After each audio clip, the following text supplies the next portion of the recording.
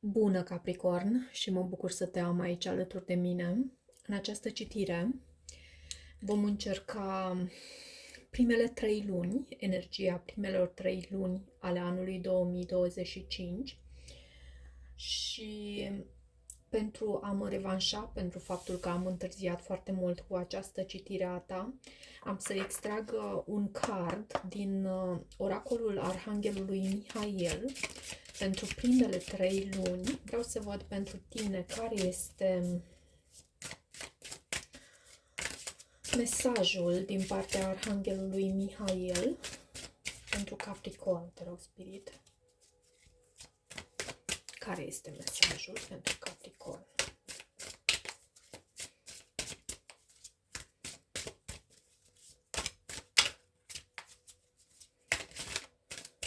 Sărbători fericite, by the way, nu cred că am spus. Să aveți parte de tot ceea ce este mai frumos și de oameni dragi alături, oameni dragi prin preajmă. Vorbind despre sărbători, uite ce am primit aici. Avem cardul cu numărul 11 din partea Arhanghelului Mihail. Îmbrățișează acest moment magic. Tu te afli în spațiul energetic perfect pentru a manifesta miracole. Permite dorințelor tale să fie împlinite.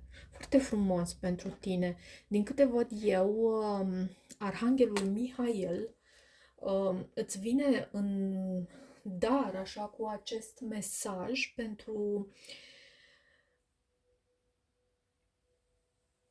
a te ajuta cumva să îmbrățișezi acest moment magic. Și nu uita că ești în spațiul energetic perfect pentru tine, pentru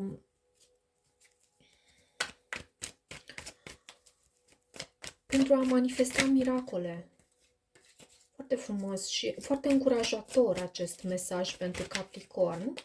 Hai să vedem acum din tarot ce primim pentru fiecare lună, atât în dragoste, cât și în planul financiar și carieră. Pentru Capricorn, te rog, Spirit. Ianuarie, situația ta, foarte frumos, pajul de monede, problema, 7 de monede,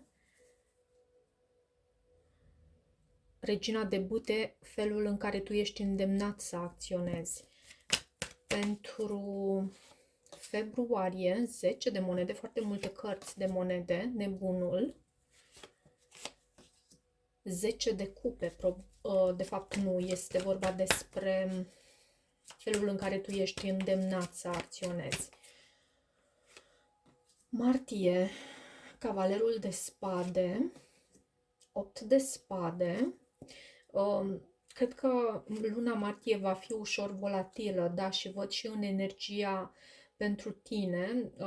În acea perioadă noi vom avea și perioada eclipselor, nodurile lunare își schimbă poziția chiar în luna ianuarie, dar eclipsele le avem în lunile februarie-martie, nu știu exact pe ce date. Ok. Și e o perioadă mai intensă, resimțită mai intens și la tine în energiile care au reieșit din tarot. Regele de monede este energia ta, 5 de cupe, justiția. Cred că ți se face dreptate. Poți să ai de a face și cu o balanță, din ce văd eu aici cu această carte justiția, dar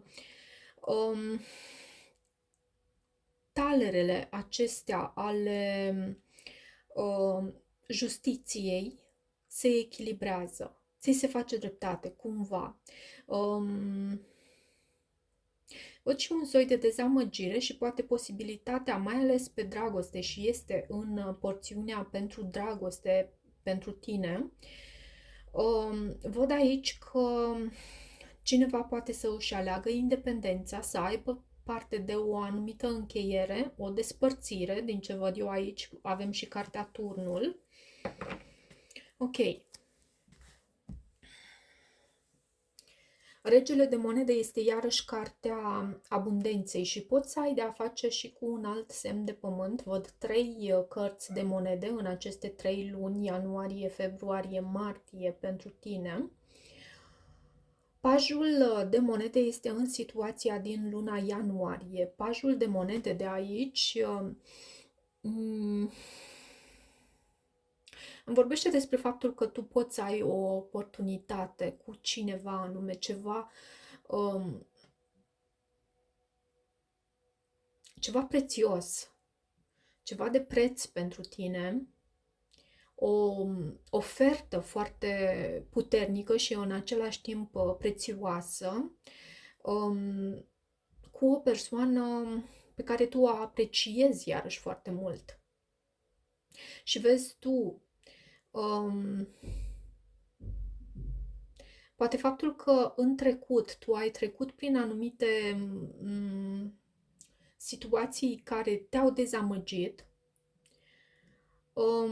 e posibil ca tu să nu investești atât de mult în această oportunitate, pentru că orice oportunitate pentru a crește, pentru a evolua, pentru a rămâne chiar în viața ta, are nevoie de investiție, de timp, atenție, investiție materială chiar. Și atunci cu acest 7 de monede aici îmi pare mie că vei, vei ține la distanță această oportunitate și este în problema acestei perioade din luna ianuarie. Acțiunea necesară din partea ta este această regină de bâte. Regina de bâte este încrezătoare. Regina de bâte acționează cu curaj. Este o persoană puternică, foarte atractivă, da, vorbind de aceste calități fizice ale ei și nu numai, chiar și energetice. Ea atrage prin energia personală, prin energia pe care ea o emană. Dar ce voiam eu să spun cu această regină de bâte în acțiunea necesară din partea ta, e ca și cum e foarte important pentru tine să intri în propriul corp și să îl deții cu toată forța, cu tot curajul de asemenea, și să îți aperi ceea ce este al tău cu această regină de bâte. Cam asta văd eu în acțiunea necesară în această situație. În luna februarie avem acest 10 de monede în situația dată. 10 de monede vorbește despre un angajament serios. Cred că în luna februarie, pentru tine, ai posibilitatea de a intra într-un angajament serios, posibil chiar cu aceeași persoană din luna ianuarie, pentru că avem tot o carte de monede, dar ce voiam eu să spun aici, există posibilitatea de angajament serios, doar că cineva, posibil aici cu acest card nebunul, să nu fie dispus să acționeze, să facă pașii necesari pentru un nou început aici. Pentru că nebunul este în problema din această lună februarie. Acțiunea necesară din partea ta, universul te ghidează să te simți în continuare, să îți împlinești dorințele sufletului, să te bucuri și chiar să mergi mai departe cu acest angajament. Deci chiar dacă tu ai anumite rețineri cu acest nebun, fiind în problema dată, universul te susține să mergi mai departe, să sari în neant, să sari în necunoscut, să pășești în necunoscut, dacă nu, pentru că e cineva aici care îți aduce împlinire. Ok, și am ajuns acum la această lună martie, în care avem aici o problemuță și nu știu exact de ce Cred că cineva acționează răbufnește, pot să spun și așa, cu acest cavaler de spade. Sau cineva vine cu un adevăr și transmite un anume adevăr care poate să ducă la conflict. Cineva din trecut, comunicarea pe care o ai cu această persoană din trecutul tău poate să fie ușor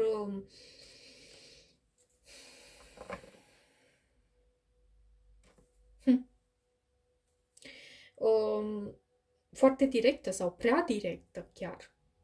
Și vezi tu, avem 3 energii ale unor cărți de spade. Spadele reprezintă energii mentale.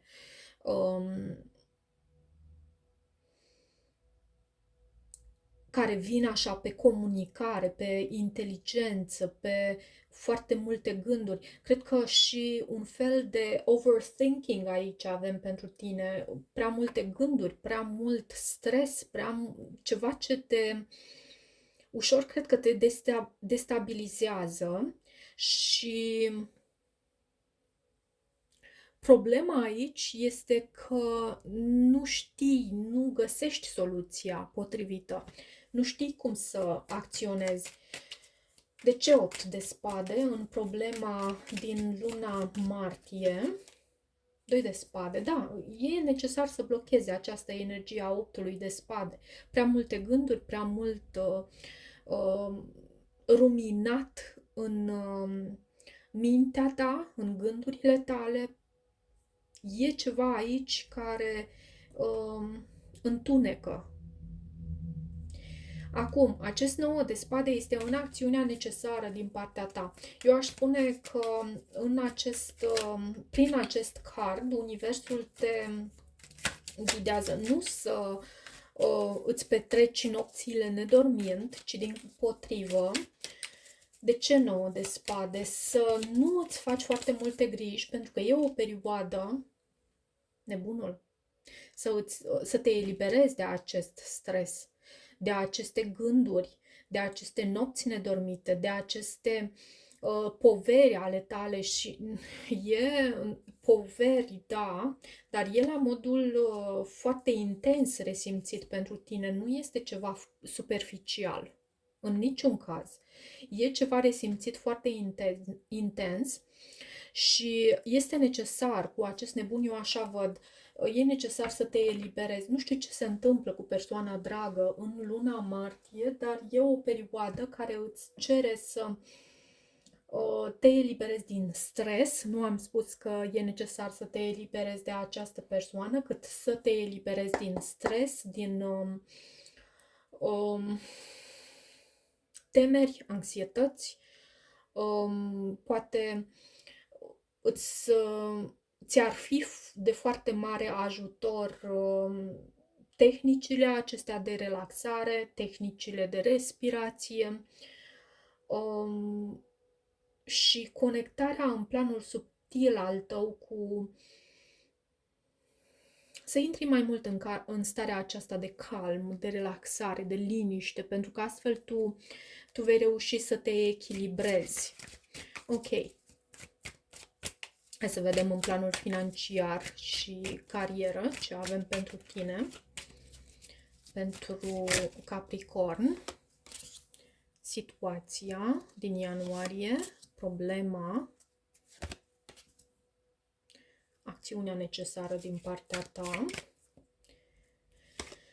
Situația, avem chiar energia ta în luna februarie, problema, atitudinea necesară sau acțiunea necesară în luna martie.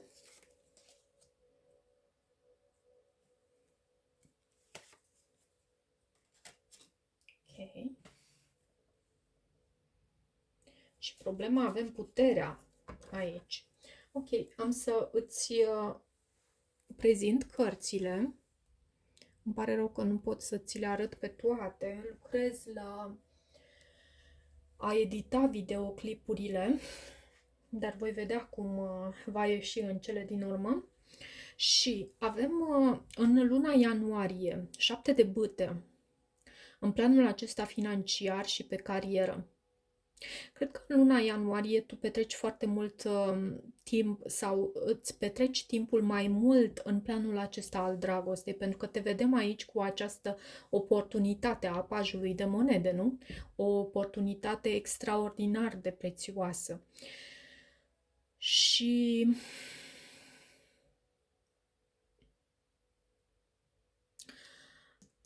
universul te ghidează în continuare să petreci timp în planul acesta al dragostei, al amorului, de ce nu?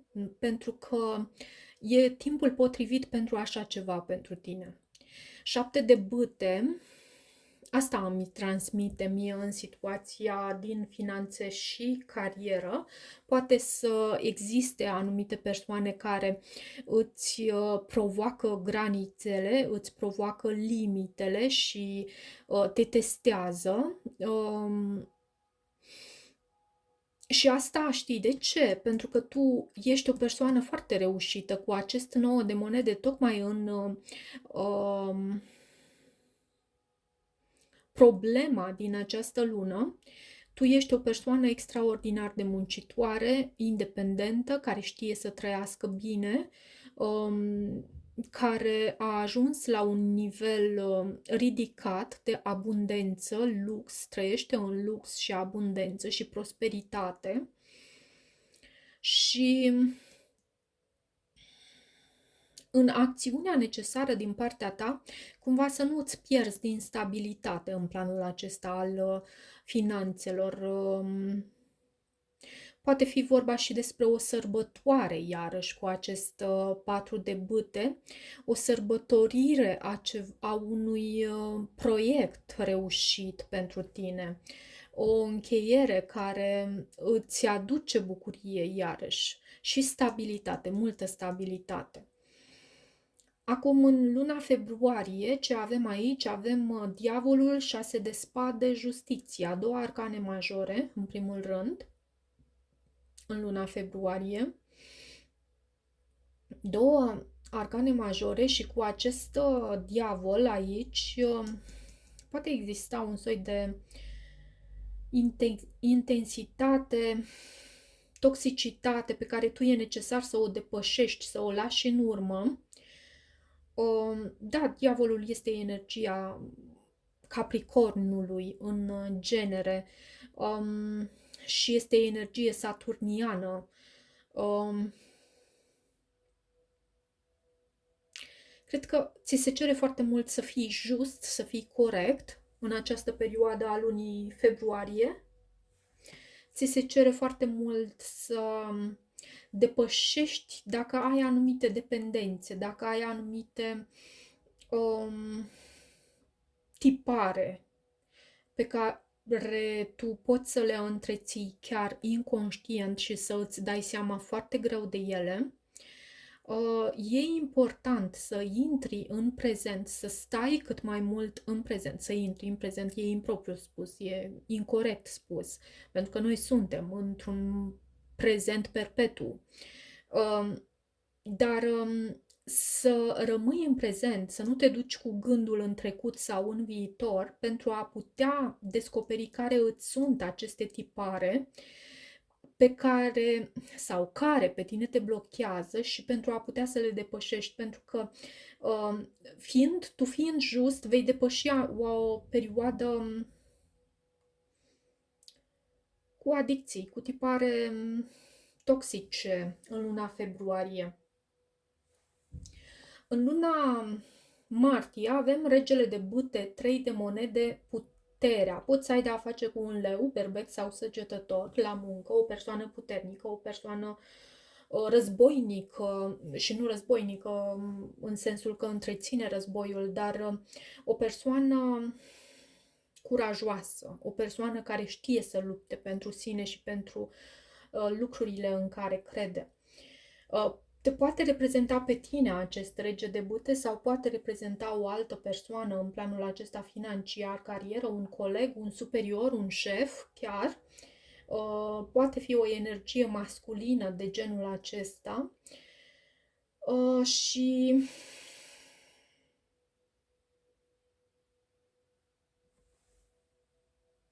stăteam și mă gândeam de ce acest 3 de monede în problemă, pentru că 3-ul de monede reprezintă o energie bună. De ce 3-ul de monede în această poziție? Regele de monede este energia ta.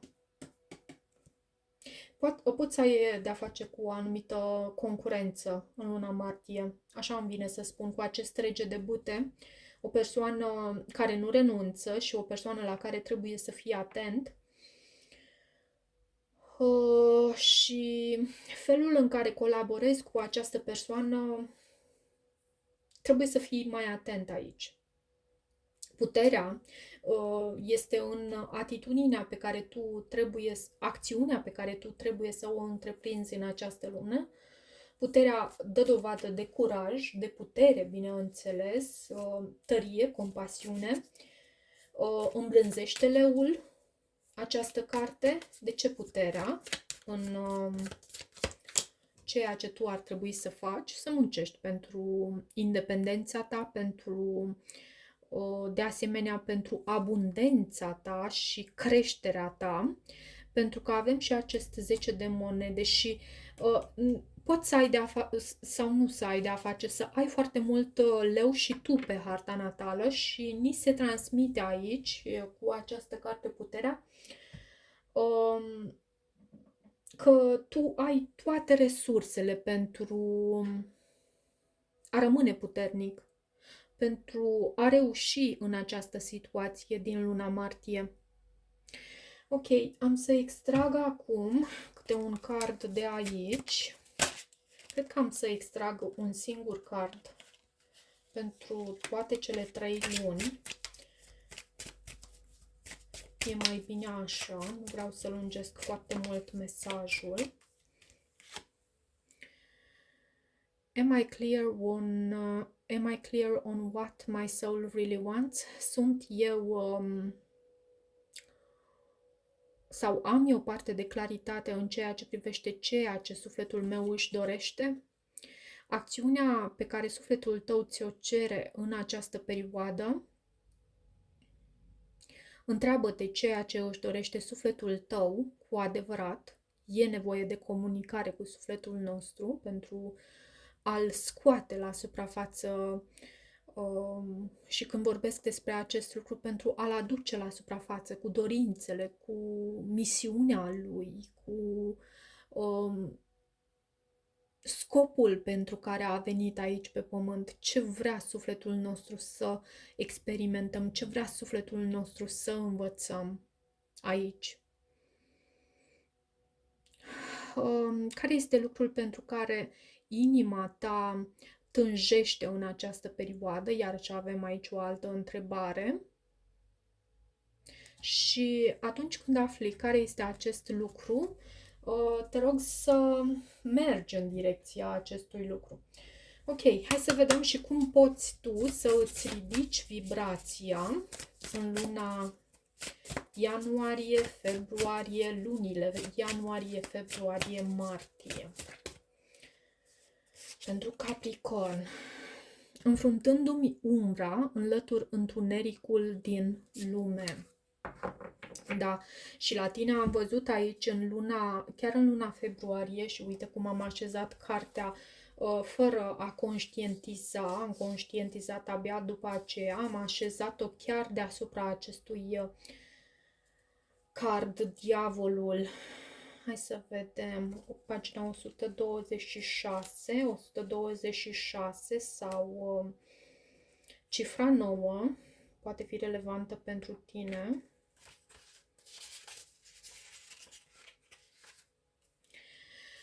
Înfruntându-mi umbra, înlătur întunericul din lume. Toată lumea are o umbră, este partea din psihicul nostru de care ego-ul nostru s-a disociat, părțile din experiența noastră de viață pe care le-am împins adânc în interior. Umbra nu echivalează însă doar cu experiențe negative sau traume. Ea conține darurile și părțile iubitoare ale ființei noastre pe care am simțit că trebuie să le ascundem pentru a supraviețui pe tărâmul uman. Când primești această carte oracol, în adâncul inimii tale îi ceri Universului să te sprijine în a trăi o viață aliniată, plină de scop. Știi că prin prezența ta pe această planetă poți face bine și în cele din urmă aduci o mare lumină în întuneric. Pentru a fi o lumină strălucitoare care ești, a venit timpul să înfrunți părțile din viața ta, din povestea ta și din darurile tale care au fost ascunse în umbră. Nu-ți fie teamă, nu mai ești aici ca să-ți ascunzi talentele, nu mai ești aici ca să te faci mic pentru a te potrivi cu ceilalți, nu mai ești aici ca să porți durere în inimă. Aducându-ți umbra în lumină, îndepărtezi întunericul din lume. Vibrația acestui card sunt dispus să îmi înfrunt frica. Frumos! Cam atât pentru voi, dragi capricorni. Vă mulțumesc pentru faptul că îmi sunteți alături și pentru toată susținerea voastră. Vă mai aștept aici cu mare drag și multă iubire. Și da, dacă rezonați cu acest mesaj, nu uitați să vă abonați canalului și să mai treceți pe aici și cam atât. Un an nou cât mai frumos vă doresc!